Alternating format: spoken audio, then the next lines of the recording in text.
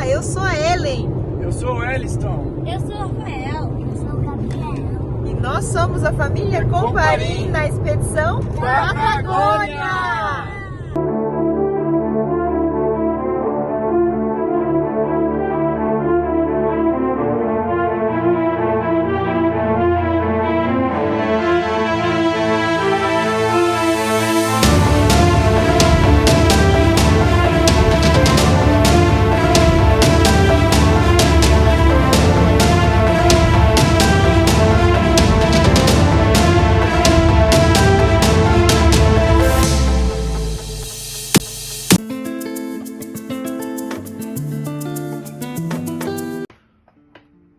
Olá pessoal, tudo bem com vocês? Hoje vamos falar sobre o planejamento da expedição Patagônia, que na verdade nunca foi um planejamento para fazer a expedição Patagônia. Eu queria simplesmente ir até o fim do mundo. Meu objetivo era levar as crianças e a Ellen para conhecer o final da Ruta 3, que é onde é considerado o fim do mundo. Só que o fim do mundo fica lá na Terra do Fogo, lá em Ushuaia. E isso tudo fica na Patagônia. Então, eu falei, vamos fazer o planejamento para fazer essa viagem para a Patagônia. Meu irmão, o Rodrigo, já tinha feito 2 vezes de carro essa expedição. Então, ele também foi um bom suporte para me dar dicas e falar da Patagônia, dos lugares que ele foi. E, além disso, eu sou dentista, a gente tem um consultório em Palmitos, e em Palmitos é um lugar que tem muitos viajantes, tem muitas pessoas que gostam de viajar de moto, que gostam de viajar de carro, que tem grupos que se reúnem, 3, 4 pessoas, 3, 4 famílias, e fazem expedições de carro pequenas, vão a Mendoza, vão aos Caracoles, vão ao Ushuaia, ou vão na Terra do Fogo, ou vão para São Pedro de Atacama. Mas afinal de contas tem bastante motoqueiros e tem bastante pessoas em Palmitos que fazem essas viagens com bastante frequência. O câmbio nessa época do ano estava muito favorável, então também era um fator muito convidativo para que a gente pudesse fazer essa nossa expedição. Então, com a ajuda das viagens que o Rodrigo já tinha feito 2 vezes, e mais todos os pacientes que já tinham feito viagens semelhantes, que eu fui coletando dados, eu consegui montar um roteiro para que pudéssemos fazer a expedição Patagônia. Meu desejo era ir de carro até o final e voltar e passar o menor tempo possível para fazer isso, né? Afinal de contas, eu sou dentista, ela é dentista, a gente tem que trabalhar, né? Mas uma expedição como essa precisa pelo menos 20 dias, um tempo ideal que seria uns 30 dias. Nós demoramos uns 27 dias mais ou menos. Então, eu precisava fazer um roteiro bem detalhado do que a gente imaginava fazer, porque era muito longe e não dava para ficar perdendo tempo, né, com coisas que não fossem agregar ao longo da viagem. Então, eu iniciei o planejamento em dezembro de 2021. Avisei as pessoas da família, olha, no Natal do ano que vem, que é o período que é verão na Patagônia, a gente vai sair em expedição. Então a gente vai sair 1 ou 2 semanas antes do Natal, vai passar o Natal e o Ano Novo fazendo a expedição, até para não perder muitos dias de trabalho. Afinal de contas, eu nunca tinha tirado 30 dias de férias. Eu já estava quase completando 25 anos de profissão e nunca tinha tirado 1 mês inteirinho de férias. Várias vezes eu tirei férias, várias vezes eu parei para descansar, mas não 30 dias ininterruptos. Então essa programação começou 1 ano antes. Então, em dezembro eu avisei as pessoas e em janeiro eu comecei a programar. Quantas vezes eu mudei o planejamento da viagem? Foram muitas, eu nem sei dizer quantas. Só o fato é que em janeiro eu fiz um croquis de como eu imaginava ser a viagem, e ao longo das conversas com os pacientes, com as pessoas mais experientes, eu fui modificando e acrescentando algumas coisas, tá? Mudei várias vezes o roteiro da viagem, assisti vários vídeos no YouTube, praticamente a gente zerou o YouTube para fazer a expedição ao longo desse ano, né? Então foram muitas horas de estudo. Eu sou assim, eu admiro as pessoas que conseguem dizer assim: amanhã eu vou para a Patagônia, pego o carro, ligo o carro, pego a grana e vai para a Patagônia. Eu, com família, com criança e também querendo sempre economizar o máximo que a gente consegue, eu gosto de fazer bons planejamentos, eu gosto de fazer planejamentos. Se vai dar certo, eu não sei, mas eu gosto de fazer os planejamentos. Então eu fiquei 1 ano fazendo esse planejamento. No meio desse 1 ano, surgiu a expedição para Bariloche, que foi uma causalidade, não estava programado a gente ir a Bariloche na metade do ano, mas a gente foi e foi ótimo porque foi um test drive de todas as coisas que a gente precisava fazer ali na expedição. Foi uma expedição mais curta, uma expedição que durou 11 dias a Bariloche, mas ela serviu para dimensionar quantos quilômetros a gente conseguiria andar por dia e como que as crianças iriam se comportar dentro do carro. Quando eu já tinha praticamente o roteiro finalizado, eis que vem um paciente meu, o Edson, e fala para mim assim: Elliston, e a carreteira austral? Tu não vai fazer? Eu falei: carreteira austral, cara? Não, né? Eu vou para a Terra do Fogo, eu vou para a Patagônia, eu vou para o Ushuaia, eu vou para o fim do mundo, eu vou fazer o que todo mundo sempre faz. Desce de Buenos Aires até o fim do mundo pela Ruta 3 e volta pela Ruta 40. 99% das pessoas fazem isso. E a carreteira austral? Não, a carreteira austral ela tem 1.200 quilômetros, ela tem que entrar e sair muitas vezes do Chile, ela é 1.000 e poucos quilômetros ainda de estrada de chão, de rípio, que a gente vai chamar, eles chamam de rípio. Então, tá fora de cogitação. Ele falou: legal, tu não vai fazer a carreteira austral. Eu só voltaria lá só pela carreteira austral. É magnífico, é o meu sonho, eu vou ter que concluir ela, vou voltar muitas vezes pela carreteira austral. E isso simplesmente botou um ponto de interrogação na minha cabeça gigantesco. Tipo, poxa, mas o Edson é um cara bacana, ele gosta de viajar, ele sabe das coisas. E eu não tinha pensado em fazer a carreteira austral. O Rodrigo, meu irmão, já tinha feito uma parte da carreteira austral, mas ele sempre pegou interditada, com problemas, erupção de vulcões e tudo mais, que me desmotivou. Eu achei que eu deveria fazer o básico, ficar somente em território argentino, descer pela Ruta 3, que é a ruta mais rápida, que é a litorânea, e voltar pela 40, que seria o mais comum. Só que agora eu estava com um problema, e a carreteira austral? Bom, os meus problemas com a carreteira austral, eles demoraram 1 dia. Bastou 1 dia de busca e pesquisas no YouTube para eu decidir que sim, o Edson estava certo. Eu precisava fazer a carreteira austral. Então aquele meu planejamento, que estava pronto, ele simplesmente teve que ser refeito totalmente. Por isso que eu falo que o legal de viajar é planejar também. A Patagônia eu planejei umas 10, 15 vezes para executar uma única viagem. Mas eu viajei antes de viajar muitas vezes. Eu olhava os lugares, olhava o YouTube, olhava as atrações turísticas, olhava os mapas, olhava o YouTube. Cara, é muito legal fazer o planejamento. Então, tínhamos tudo pronto, agora faríamos Patagônia. Lembrando, Patagônia não é só Argentina. Patagônia é uma macro-região que pega todo o sul do continente, que pega o Chile e a Argentina. Então, a gente teria que fazer uma expedição que entrasse na Argentina, entrasse no Chile, voltasse para a Argentina, voltasse para o Chile, fizesse essa transição várias vezes, tá?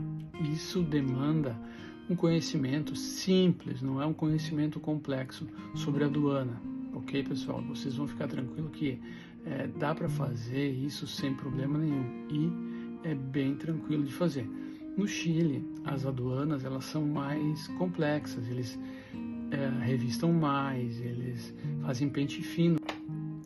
Para fazer essa transição, entrar no Chile, voltar para a Argentina, sair da Argentina, entrar no Chile, você precisa estar atento às documentações. Então, para viajar para a Argentina, você precisa basicamente o documento do veículo impresso, você tem que levar o documento impresso, não adianta levar o digital no seu celular que não vai valer, isso só vale no Brasil. Então, o documento do veículo impresso, a sua carteira de motorista impressa e você precisa também levar a identidade ou passaporte, que são os documentos básicos. A gente gosta de viajar com passaporte porque o passaporte dá mais credibilidade, ele, sei lá, me parece que ele demonstra para a autoridade aduaneira que você não é um cara que está indo ali para fazer qualquer trambique, você é um turista que está indo para uma viagem turística e que você vai voltar, você está com mais credibilidade. Para viajar de carro dentro da Argentina é imprescindível a carta verde. Além da carta verde, você vai precisar do cambão, você vai precisar do segundo triângulo, você vai precisar do extintor. Essas regras, elas seguem vigentes. No Chile, você vai precisar do SUAPEX. O SUAPEX é a mesma coisa que a carta verde, só que ela vale para o Chile. O Chile não faz parte do Mercosul, portanto, a carta verde, ela não vale no Chile. Você precisa contratar um seguro, pode ser qualquer companhia que você tenha, sei lá, vamos dar um exemplo sem interesse nenhum, HDI, por exemplo, foi o que a gente fez. Tinha SUAPEX, eu gastei acho que 3 ou 5 dólares para fazer o SUAPEX para 7 dias, mas então o SUAPEX, além dos documentos que você já tinha na Argentina, identidade, passaporte, carteira de motorista, documento do veículo, são os documentos que você precisa para fazer a fronteira com o Chile. Lembrando que a aduana no Chile ela é muito rigorosa, porque o Chile está numa posição geográfica privilegiada e lá não tem pragas para a fruticultura. A fruticultura é a principal renda do Chile, certo? Agrícola, do agro. Então eles se preocupam muito com a entrada da mosca da fruta, com a mosca que possa levar pragas para a lavoura de frutas deles. Por isso as verificações na aduana chilena elas são muito rígidas. E não adianta, se não você tiver com frutas ou coisas assim, você não vai poder entrar no Chile. Mas está tudo bem, você vai ler qualquer artigo, qualquer textinho na internet, antes você vai saber, não pode entrar com frutas, não pode entrar com derivados disso. Pronto, você já está apto a fazer a carretera austral, a fazer o Chile, a fazer a Patagônia, que é espetacular. Nós nos preparamos para a viagem com um galão de combustível de diesel 20 litros. O nosso carro é a diesel, então muitos vídeos na internet falando de falta de posto de combustível e grandes regiões e andar 300 quilômetros, 600 quilômetros sem encontrar um posto de combustível. Eu fiquei com medo e comprei um galão de 20 litros e abasteci quando eu entrei na Argentina, ali pela metade da expedição, eu já deixei o galão cheio para não correr esse risco. Precisar de fato, nunca usei. Nem na Patagônia, nem no Atacama, nem em Bariloche, em lugar nenhum eu usei o galão de combustível. Em todos os lugares que eu fui até hoje de carro, sempre teve combustível disponível. Talvez você ter o galão de combustível possa te causar um conforto emocional de você saber, não tem problema se eu não encontrar posto daqui a 100 quilômetros, eu tenho um galão de combustível que vai me dar uma autonomia para andar mais uma grande quantidade. Aí você relaxa e curte mais a viagem. Mas se você falar assim, eu sou aventureiro, eu quero tentar ir sem galão de combustível, é possível, você vai conseguir sem galão de combustível. Se eu vi falta de combustível, nenhuma vez. Talvez num posto o outro não tivesse gasolina, nafta, mas só o tempo de esperar 1 ou 2 horas até o caminhão, o combustível chegar. Diesel S10 para as caminhonetes, para esses veículos nossos do Brasil, tenha vontade. A dificuldade é o diesel 1.500, que seria o nosso diesel comum lá, que é um diesel que é muito, muito mais barato, mas os nossos carros nem aceitam esse diesel, então não é nem algo importante isso. Eu comprei um pneu reserva a mais, então um step a mais. Eu tinha o step da caminhonete, que é aquele linguiça que tem, a Compass tem, e eu comprei uma nova roda original e um pneu original e botei no bagageiro, que a gente comprou um bagageiro de teto, isso é fundamental, tem que ter para poder levar mais coisas, e botei um pneu a mais no step, porque eu fiquei um pouco assustado, pensei, eu vou andar 1.000 quilômetros de Ripple na carretera austral, e se eu furar 2 pneus no mesmo dia? Aí eu tô sem borracharia e sem recurso, aí eu tô na roça, eu tô sem nada. Então eu levei 2 pneus step. Na verdade, não foi necessário também.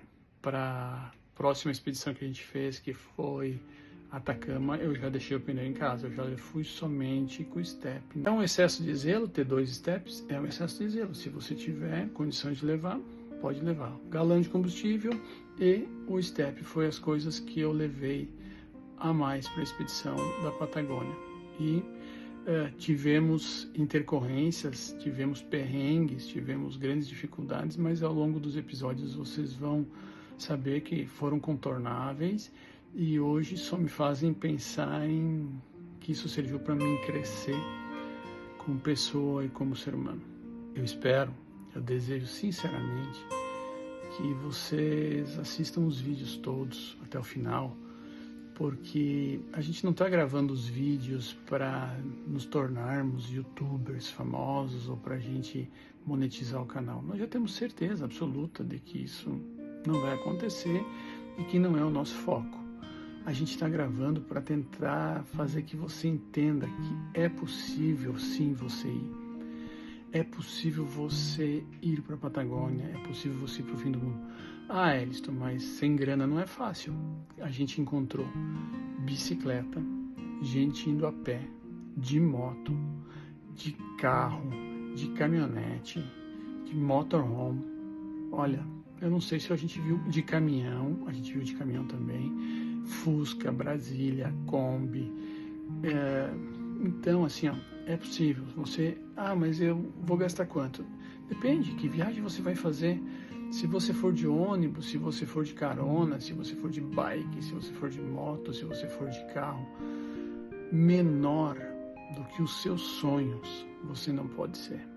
Então, assim, a gente resolveu começar a gravar os episódios para o canal para tentar motivar o máximo de pessoas possíveis a sair dessa rotina maluca que a gente vive hoje em dia de trabalhar, pagar boleto, trabalhar e tentar construir memórias para a gente e para os nossos filhos.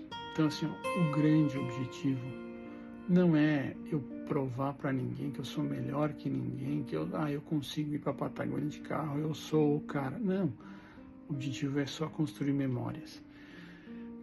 Tenta imaginar 12.000 quilômetros ou mais de carro, 27 dias, você com a sua família, mais de 20 hotéis, museus, glaciares, balsas, travessias com balsa, inúmeras aduanas, fiscalizações de polícia. Tudo isso cria memórias nas crianças e na gente e fazem a gente crescer e a gente amadurecer. Então, curta a nossa viagem, curta os episódios, as paisagens, que eu não tenho a menor dúvida, ninguém vai conseguir ficar indiferente às imagens do drone e às imagens da Patagônia. A Patagônia é fantástica e você já sabe disso. O que talvez você não saiba é que você pode ir. Sim, você pode. Se você fizer um planejamento, se você organizar um pouquinho, você vai conseguir ir para a Patagônia e vai ser incrível. Então, sucesso para você. Curta os episódios, se inscreva no canal, deixa o like, mande perguntas. Você sabe que tudo isso é importante para o algoritmo indicar a gente, tá bom? Valeu, muito obrigado, sucesso, tudo de bom.